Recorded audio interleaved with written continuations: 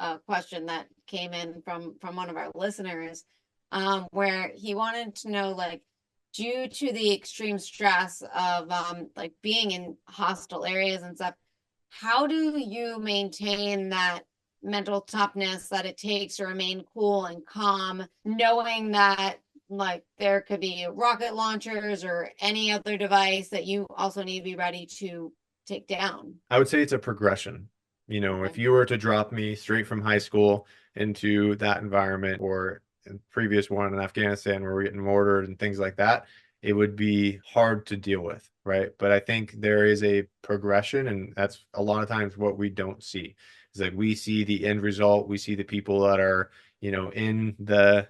job or whatever, doing exactly what we picture doing or all that type of stuff, but we don't see everything that they've done to get to that point, all of those training situations that impose that stress, and then, you know, all of the challenges they faced, all of the stuff that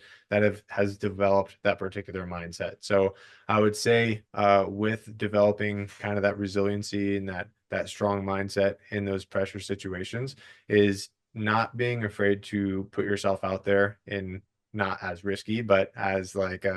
in different situations where you're going to expose yourself to that stress and you have to overcome it, whether it's learning a new skill and putting yourself out there and demonstrating the skill, whether it's joining a team, doing what something, those are all going to be, you know, environments where you have to push past that stress. And I think it positively impacts your ability to handle the stressors of combat. Kind of jumping ahead, but like in firefights and things like that, when I remember when I first got in my first firefight, it didn't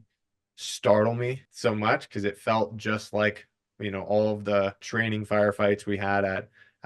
the Q course and stuff like that. The only difference is you hear a snapping sound over your head as opposed to just the blinks off in the distance. But like the mechanics, the react to contact, like you at that point, it's so drilled into you that it's almost instinctual. So I would say trust the process, put yourself out there, and over time those skills get developed for those situations that you know see yourself being in the future.